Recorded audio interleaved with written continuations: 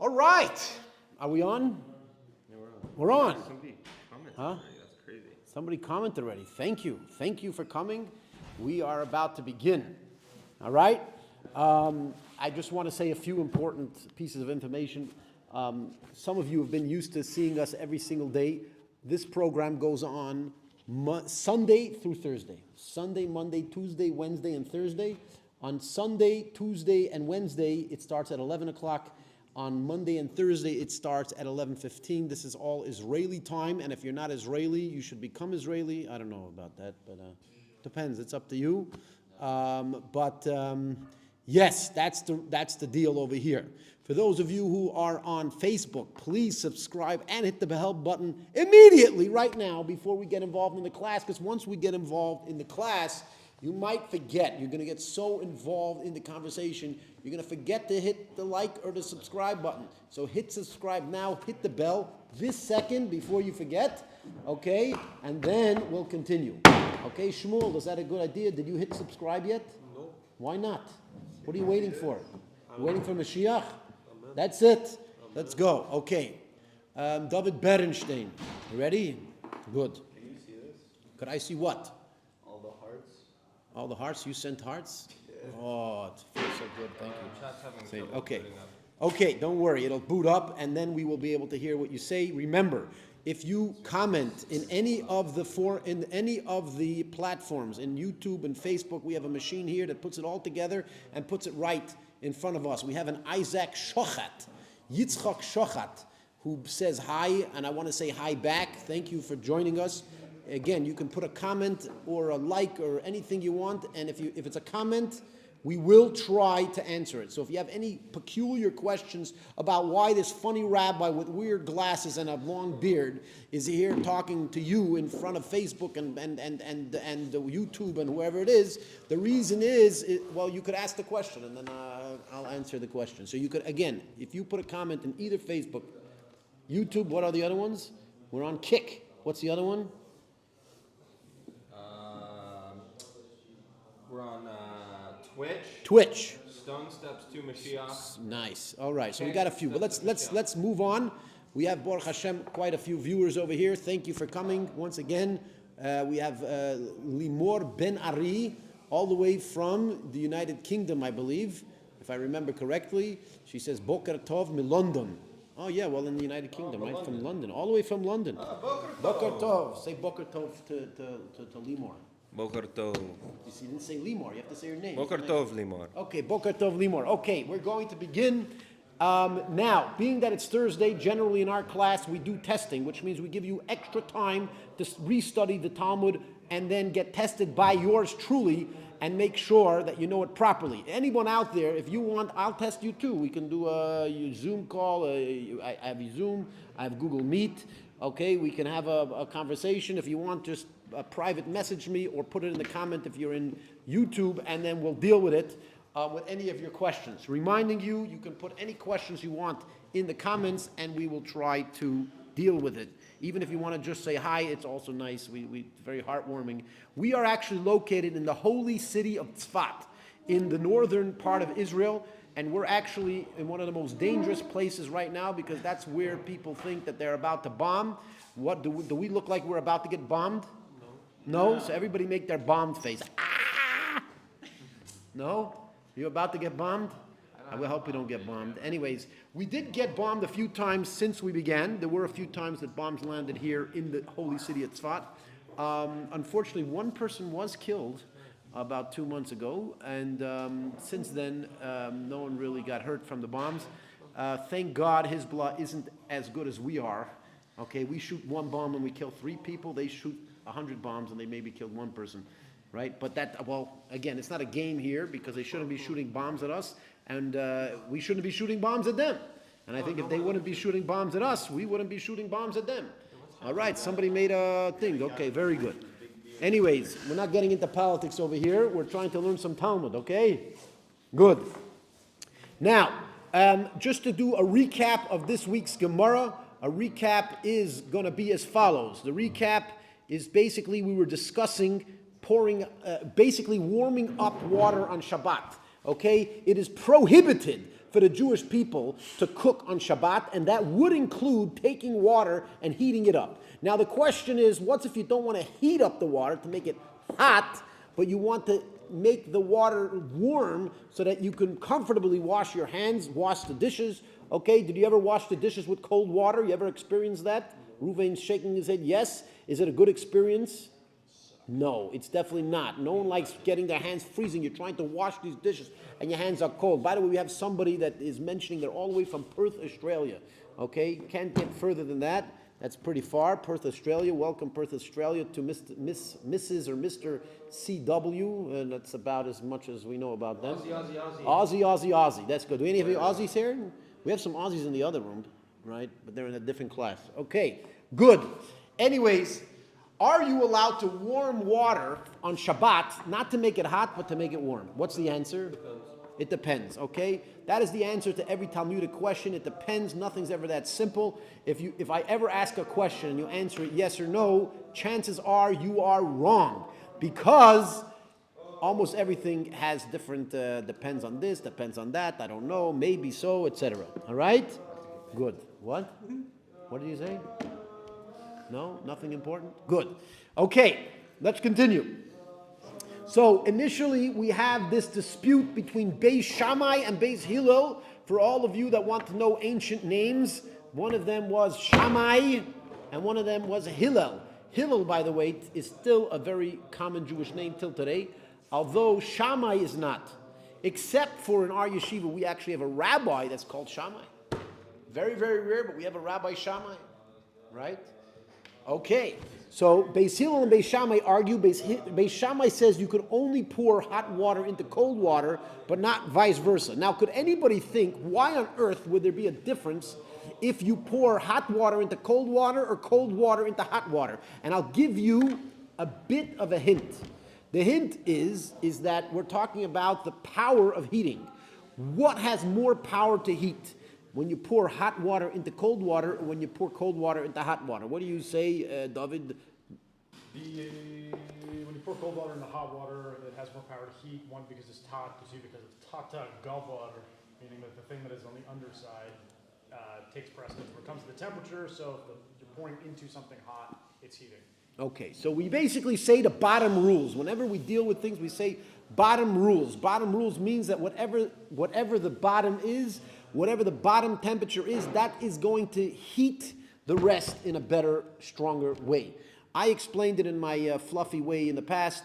I explained it that it could be that because heat goes up, so when hot water goes into the cold water, it kind of floats to the top and stays that way. And there's this barrier between the two, holding the two apart. Whereas when you pour cold water into hot water, the cold water slowly sinks through the cold water, and as it's sinking, it gives the hot water the ability to warm it up. Right? Okay, so that is the opinion of Beis Shammai. Beis Hillel says, what does Beis Hillel say? Who remembers? Either one is mutter. Huh? Either one's mutter. He says either one's mutter? No, that's not what he says. What does he say? Huh? Yeah, and then what does he say right after that? Only in a cup. Only in a cup. I want to see over here. Yeah, there we go. That's it. Only in a cup. So in a cup, we say Beis Hillel says you can do it however you want in a cup. Why? Because a cup is a very small amount, and since it's only a small amount, it doesn't make a massive difference in reality. Okay?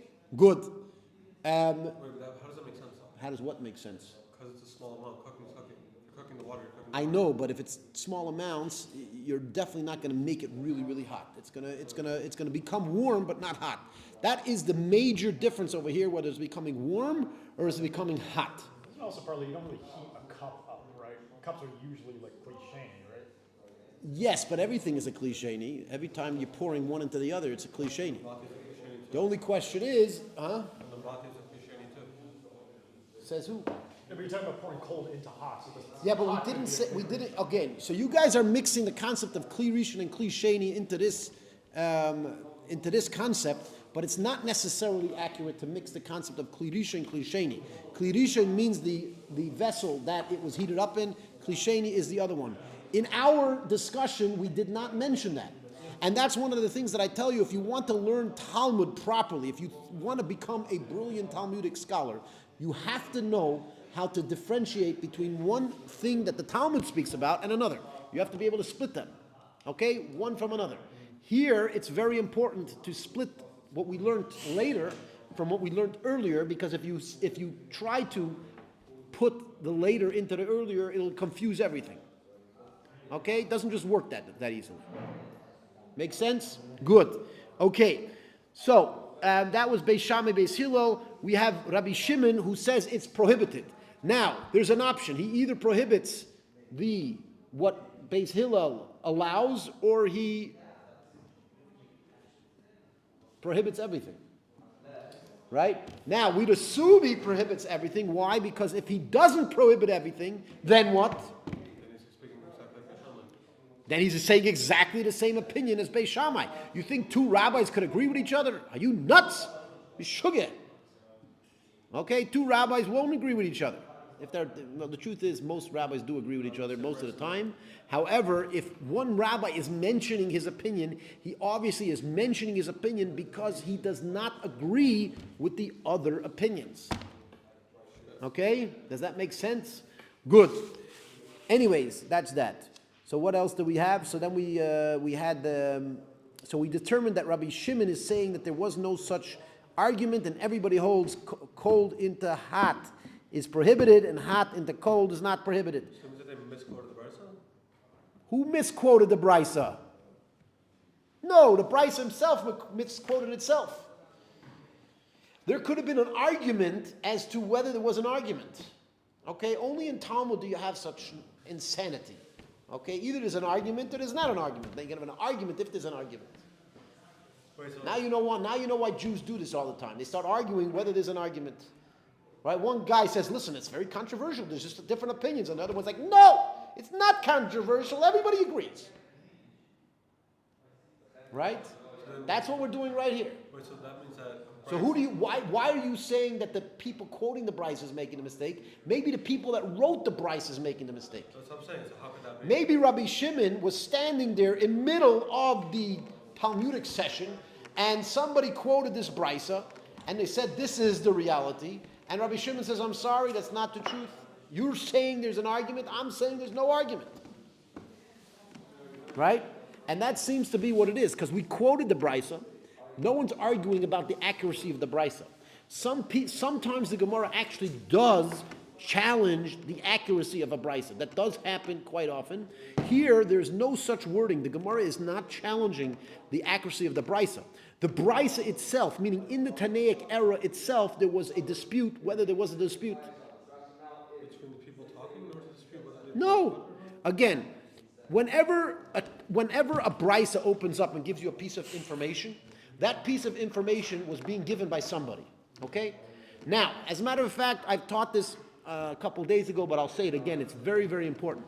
In today's era, very often you hear a piece of information and you right away jump and assume that it's true. Right? You have to realize that every piece of information that you hear is coming from a source. Now, that source may be challengeable. Okay? That source may not be accurate. Right? Very famously coined by Harav Donald Trump. Fake news. No, fake news. Fake news. And again, there's definitely fake news sometimes. Okay? Somebody just left. They're like, listen, you mentioned Donald Trump, I'm out of here. So. Don't even mention his name. Chutzpah. Yes. Anyways. No, but there are times that there is fake news. Why? Because news is not necessarily fact. News is somebody reporting to you what they think is fact. And the same thing, when a Brisa opens up and tells you that Beis Shammai says this and Beis Hillel says this, did Beis Shammai say that? Did Beis Hillel say that? No, not necessarily. Somebody's saying that Beis Hillel said that. Okay, Beis Hillel and Beis Shammai were actually some of the earliest Tanaic sages. They were in the time of the temple, in the Second Temple period. They were actually about 100 years before the Second Temple was destroyed. All right? The Mishnah was being written after the Second Temple was destroyed, possibly 200-300 years later. Okay, so when the Mishnah and the Brisa was being written, there was no record of what Beis Shammai and Beis Hillel said. It didn't exist at all. The only record that existed was that somebody said that Beis Shammai said. Now, in the Brisa, we didn't say somebody said Beis Shammai said. We just kind of quoted it without mentioning a name. But that doesn't mean that it wasn't quoted by a name. It actually was. It actually was initiated by somebody. So what was the time period? What were they called? Huh? I'm saying the time of the mission, they're called tonight. What was Hillel and Shammai? What were they called? Huh? Zugos, the last Zugos. What do you mean? No, Zugos were basically when there were two rabbis that famously argued a lot. They were called Zugos, which kind of means couples. I They were like the Were the couples. last of the pairs, weren't they? Huh? Weren't Hillel and Shammai the last of the pairs? The last of which Of pairs? the Zugos. There was like a period where it's like you have like Avtalion and Shemaiah, and like you have those pairs, and then the last one I feel like I've read is quoted as. Well, Hillel and again, Shammai, there not was a their certain era of Zugos that perhaps what you're saying is correct. But there were definitely afterwards, there were definitely sages that argued with each other. You have Rav and Shmuel, you have Abai and Rava, who else? Let's see if you could amend. All of you out there trying to learn Talmud for the first time, you got to learn these names. These are very important names. Abaye and Rava, Shmuel, Rav and Shmuel. Who else? Rab Nachman and Rabbi Yosef. They were. I don't know if we would consider them Zugos. Maybe. Yeah. No, so I'm saying, what was that time period called? Which time period? With Shammai and Hillel. Shammai and Hillel was the earlier part of the Tanaic period. They were part of the Tanaic period. They were just the early part of the Not Beis Shammai, so part of that. Again, Shammai and Hillel were part of the Tanaic period. They were the earliest of the Tanaic period. I think there was one or two generations before then. For example, we know that Shammai and Hillel learned from Shemaiah and Avtalion. We don't really see quotes in the Mishnah of that Shemaiah says this and Avtalion says this. We don't usually see that because they're not really in the Tanaic period. They're kind of before the Tanaic period, right? Good. Anyways, weitergegangen. What else? Do you know what weitergegangen means? It's a Yiddish word. Weitergegangen. Anybody over there knows what's weitergegangen? Weiter's further. Weiter is further, moving. It's like moving along. Weitergegangen. If you want to know a Yiddish saying, say weitergegangen. Weitergegangen. Means roll out gang. No, it means like further. Weiter is like further. Gegangen is going, like going further. Like going further. Let's move on. Right? So if you meet a Jew that speaks Yiddish, okay, and some of you might have friends that are Jewish speaking Yiddish, you tell them weitergegangen, meaning like let's go, let's move on. There you go. By the way, I want to remind you guys that are there, if you put a comment in either Facebook or YouTube, whichever platform you're on, I will be able to see the comment immediately on this computer right in front of me. And if it's a good question or a nice warm comment, I might actually give you a shout out. So that's your chance. Let's do this. Yeah. Yalla. Okay. Where are we? Okay, we went back and forth as far as that. We ended up concluding that there's another brisa that pretty much allows you to pour hot into cold, cold into hot, as long as your intentions are legitimate. Right? Yes? Good. So that is, that's basically how we concluded this. Then we went on to the concept of Kli Rishon and Kli Sheni. Okay, what's Kli Rishon? Huh? The vessel that it's heated up in. Good. Kli Rishon is the vessel that actually heated up the food. Right? The pot that was on the fire is called Kli Rishon. And even if you take it off the fire, it's still called Kli Rishon. Okay? Because now it's off the fire. Okay? But the actual walls are hot. So Why? Because the walls are still hot, the food's still hot, all the energy is still stored into that area. Okay? Kli Sheni is what? David. Second Kli. Yes. The second Kli. What does the second Kli mean? What is the second Kli? Kli Sheni means the second Kli, which means the vessel you pour it into. We went back and forth. We basically determined that there's two opinions. One says you can put into a Kli Sheni, you can't put it in a Kli Rishon. Then we have, what was his name? Rabbi Yossi. Huh? Rabbi Yehuda, sorry. Rabbi Yehuda says that you're allowed to do it in anything except something that has salty water or what's chometz? Vinegar. Yeah. So we have somebody here that says God destroyed the temple, and Al-Aqsa Mosque was built on the place of the temple. I hate to break it to whoever's taught you history, but that's actually false because Al-Aqsa Mosque is not built where the temple was built. It's actually right next to where the temple was built, but it's not where the temple was built. Where the temple was built, according to, there's different opinions, but according to one opinion, the Dome of the Rock was built at the same place as the temple. Now, the Dome of the Rock was not necessarily even built by Muslims. The Dome of the Rock is a massive building that's next to Al-Aqsa Mosque. And by the way, I probably understand where Al-Aqsa Mosque is better than whoever commented that, because apparently they don't know much history, and they probably don't even know. They've probably never been to Al-Aqsa Mosque. I've been close by at least.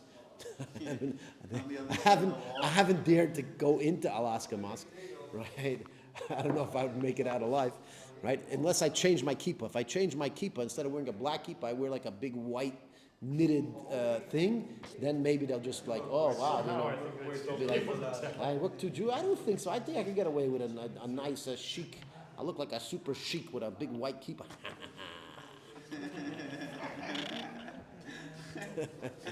Yeah, anyways. So Mr. Whoever you are, this Muslim that decided that Al-Aqsa Mosque was built on the place of the Jewish temple is actually wrong. It was not built on the place of the Jewish temple. It was built on the outskirts of Temple Mount, and I emphasize the outskirts of Temple Mount.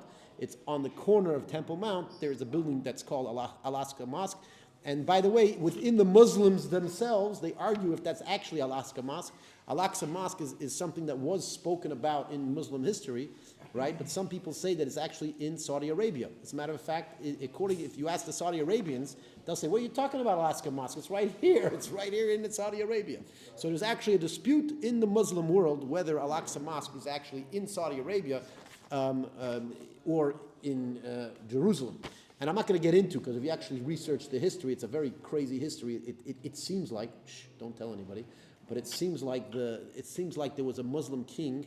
There was a Muslim king that he had a big war with the Saudi Arabians, and what happened was the Muslims were constantly traveling to Saudi Arabia, to Mecca, right? Mecca, to basically make their pilgrimage, and that was giving the Saudis more power. Now the king that controlled only a little past Israel, he didn't want the Muslims to go to Mecca, so he actually claimed that Al-Aqsa Mosque was Al-Aqsa Mosque, the one in Jerusalem, and this was his way of preventing Muslims from going to Mecca.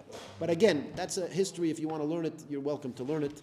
I don't know how we got into Muslim history in a Jewish thing, but we have somebody that decided to mention Al-Aqsa Mosque in a completely false narrative. And so we had to just make a small correction for that lovely individual, right? We love the Muslim people as creations of God. Their beliefs, I'm not sure if we can really handle them so much, but especially the ones that they have to kill us. We have a little problem with that. We have a small issue, right? Listen, you can believe whatever you want, but if you're going to believe you're going to got to kill us, then I don't know what to tell you. Anyways, how do we get into that, man? Oh, this commenter. You see what you could do with your comments, right? Even if they're stupid, you can still make it. You can have a stupid commenter and still kind of derail our entire class. What's wrong with it? Maybe we should shut down this whole computer stuff, man. Right? What? They're going to disturb our class every single day? Or you guys are like, yeah, I want to hear this stuff. This is interesting. This is interesting. I want to hear this. Let's keep these guys throwing at us these comments, and that's it. Huh? You say we learn the same whether it's on or off. Okay, good. There you go. Does anybody want to send us a smart comment instead of a stupid one like that? All right, go ahead. Okay. Anyways, where are we? I think I might have lost a viewer. Huh? I think that viewer got left. We probably got some more viewers. They're like, yeah! Right? Right? That Muslim viewer's like, I'm out of here. This rabbi just tore me apart in Islamic history. What can I do? Okay. Anyways. That was actually funny. I like that one, right? Please come back and say something stupid again. Anyways, okay, where are we? Okay. Klisheni. What? Anyways, we're Klisheni. So basically, we have one opinion that Klisheni you could use. We have another opinion that says you can use everything as long as it's not salty or vinegary. That's what we have. right? Good. Good, where are we? Oh, so Rabbi Yehuda, basically, is he being more lenient or more strict? We seemingly determined that he's more strict. Sorry, he's more lenient. And then we went on to discuss salt. Does salt cook at the same temperatures with the same amount of energy as Oxtail. what? Ox food? As ox meat. Ox meat. Okay, ox meat apparently is really tough. It's really rough, and that's that. All right. Good. Basar de Tura. And what did we determine? What did we determine? Does cook like ox meat? No. What did we determine? Huh? There's literally two versions that say the opposite thing. Very good. There are two versions that say the opposite thing. In other words, the Gemara concludes that it's inconclusive. And of course, Mr. Dirtball's back. Thank you, Dirtball, for coming and joining us. We always love having you. Okay, we can't have this class without Dirtball. Yes, he's a good friend of ours. Don't think that we're constantly just ragging on people. Mr. Dirtball is one of our good friends, and he comes to a lot of our classes, etc. Okay. Anyways, good. And he actually likes being called Dirtball. I don't know why, but that's it. That's what his name is. Look at the screen. That's what his name is, Dirtball. Anyways, good. Okay. There we go. I think so, guys. I think that is pretty much the end of the week's material, and I want you guys to read it over in the actual Talmudic words, word for word, in the language of the Talmud. As I tell people, if you really, really want to understand Talmud better, you must understand the actual original language of the Talmud, and therefore I challenge all of you, if you get a hold of me, if you put in the comments, or if you want to send me a private message on Facebook, we can discuss how to possibly get you on track with learning Talmud from the original language. But only then will you really understand it properly. So I want to give you guys, we're going to test you guys in a moment. I want to give you guys some time to learn it over in the original words. And then I'm going to see how well you actually did. Right? As we know, for those of you who have been to our videos before, once we finish the material that we need to cover, we open the floor to questions. And of course, the students, they already asked all their questions, so meaning it's the viewers' chance for you guys to ask any question you want about Judaism, about my funny beard, about my nose, right? They say we have big noses, right? Why do Jews have big noses? To keep them in the books of Moses. You didn't know that? Okay. That's the first time you heard that one? That's the first time you heard that one? That's actually a famous song from Moshe Yes. Again, if anybody wants to ask any questions live, right now, and get an answer face to face, put it in the comments. Again, I get the comments from Facebook, YouTube, what other ones? From Kick, and what's the other ones? Twitch. You kick Twitch. If you give a guy a kick, then he's going to get a twitch. Right? And then what else? What's the other one? That's it. Kick and Twitch, that's all we got. Okay, you guys have another few moments to ask your final questions before we will shut the video. And then once I shut the video, it's going to be harder to get a hold of me. Yeah. Well, next week's the last week of. Oh, that's right. Next week is the last week before we go on break.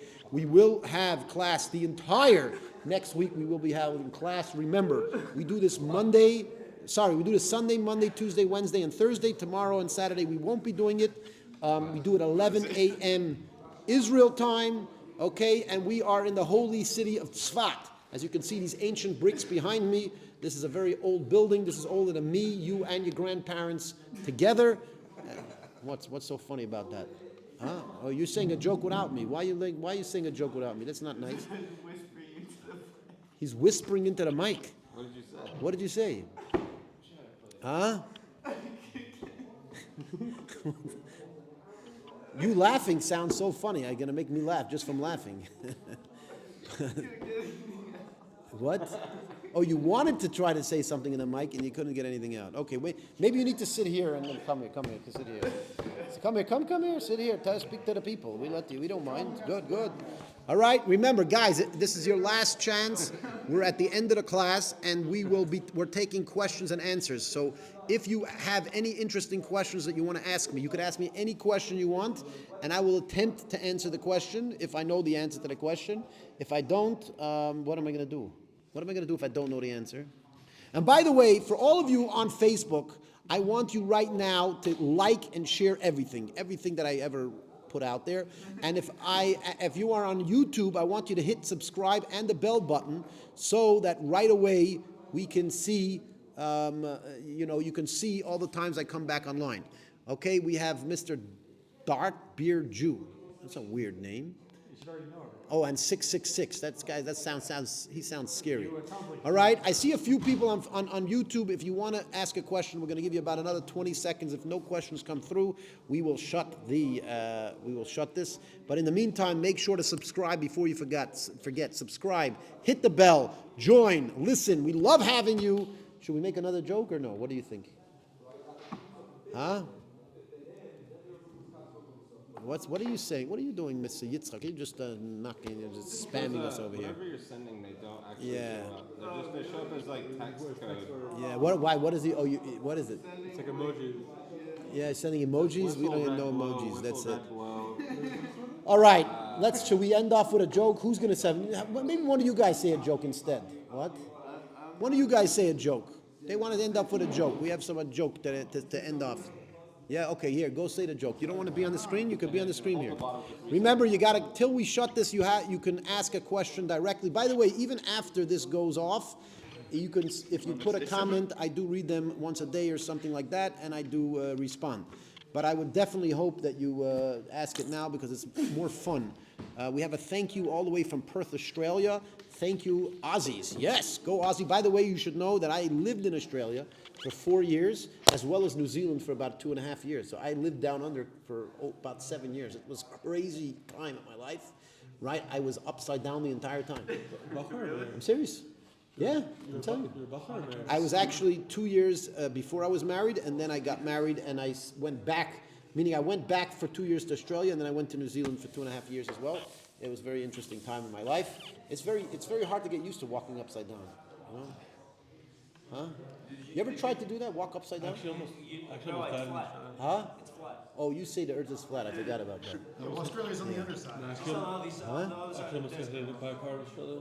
You almost got hit by a car in Australia? By the way, I have a bunch of looking friends. the other way. I have a bunch of friends that went to New Zealand once, and they all rented cars, like 7 of them, and like 5 of them got into accidents. I'm serious. It's horrible. Yeah. It says Jordan controls the Temple Mount, and only Muslims can pray at the mosque on the mount. So why do all the Muslims think they need to liberate Alaska? Who said that? Who put that on? Remember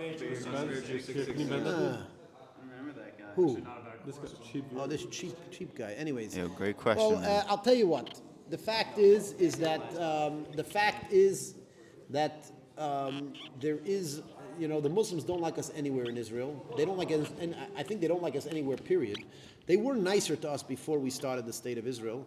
I wouldn't say we started, before we rebooted Israel from after 2,000 years of exile. Okay, and it's a very interesting conflict out here. You have people who want to control the entire world, not the Jews. You know the funniest thing, and we'll end off with a funny joke, guys. I see there's still a lot of people viewing, so maybe I'm a view junkie. If I see views, then I just continue talking. So I'm a view junkie. Gotta keep going. But I'll talk about this. No, I'm not going to go on for too long. But I will talk about this concept. The fact is that everybody, the Jewish conspiracy is that the Jewish people want to take over the world. Now, what I say, that's the funniest thing in the world. You know why? Because if you actually ask the Christians, do you want Christianity to take over the world? They'll tell you, absolutely, this is what we're trying to do. If you ask the Muslims, do you want to take over the world? They'll say, absolutely, that's exactly what we're trying to do, right? And then you come to the Jews, are the only people that don't say that, and we're the ones that are trying to take over the world, right? So maybe we should start saying out loud that we want to take over the world, just like the Muslims and the Christians, and then maybe we'll do okay. Maybe they'll stop thinking we're trying to take over the world. Apparently, when we say we're not trying to take over the world, they think we're trying to take over the world. So maybe we'll do the opposite. What do you think? We'll start saying we want to take over the world, and then it's time. The good plans, yeah. Right? By the way, people speak about colonialism, right? Colonialism. There is a massive movement of colonialism today. It's called radical Islam. Right? Radical Islam is a massive colonialist movement They're sending and encouraging their youth to move to England, to move to Europe, to move to America, because they want to colonialize these other places of the world and take it over with the Muslim perspective. Now, I'll tell you another place that they're trying to colonialize. You know what that place is called? Israel. They're trying to colonize Israel. They're trying to colonize Israel by creating a state that they want to call the state of Palestine, which never existed ever in the history of mankind. There was never a state of Palestine. Palestine was a district within other countries ever since its inception. It was never an independent state. The radical Muslims want to create a new state of Palestine that never existed in the history of mankind, which is in fact a colonialist. It's a colonialist idea, right? Meaning they want to colonize Israel by creating a state that never existed, right? And then they're calling us colonialists. That's, you know what? You know, very often criminals, they try to blame the other for their own crime, right? They try to say, "Oh, it's your fault that we killed you." Well, no, it's not your fault we killed you. There you go. That's it. Yeah. Anyways, I have a new comment from Dirtball. He says, "Why did Muhammad marry 6-year-old Aisha?" You'd have to ask him. I can't answer for him. I'm sorry. That's, you know, maybe one of the Muslims want to answer for Muhammad. I can't answer them. I'm not going to answer that. That you guys have to deal with. Yeah. If there's any Muslims over here, you're welcome to answer that question. But I'm definitely not going to try to answer that question. I never met the man, and I never even read books about him too much. I know a little bit, but never met the guy. Anyways, anything else? Yeah, we still got a lot of views, but not so many comments. Well, who's going to comment and ask us something? The rest will shut this down. And once we shut this down, that's it. It's all over, right? Right? You never know. By the way, there's talks that Tzfat is going to get bombed over the weekend. Yeah, there's a lot of talks by that. So ask the questions now, because we don't know where we're going to be next week. I hope we're going to be here. I hope so. Well, they bombed us quite a few times, and no one's ever managed to kill us yet. So that's that. Baruch Hashem, we hope to God that they won't succeed in killing us. They're going to try. I don't know if they're going to succeed. Anyone else? What is this? Huh? That's comments, and we have this guy, Dirtball, who just sends these funny faces the whole time. Okay? Yeah, that's it. Anyone else? Yeah? No, tell them W's in the chat. W is in the chat? What's that? W's in the chat. Like this, or like W's in the I don't know what that means. W's in the chat. Double? I can't even do it. Is that the way you're supposed to do it? W's in the chat. What is that? What does that mean? W's in the chat. W. What is W? I didn't even know what W is. What is it? It's a letter enough. It's like win, you know? Like, All right. All right. I think we're going to shut this down. We don't have any interesting questions coming up. And even though we have, Baruch Hashem, a lot of viewers here, and I'm a viewer junkie, I'm not that viewer junkie, and we're wasting time now. So we're going to cut it quits. But remember, before we cut it off, subscribe, hit the like button, hit the bell, share the video with all your friends, and that's it. Baruch Hashem. See you later.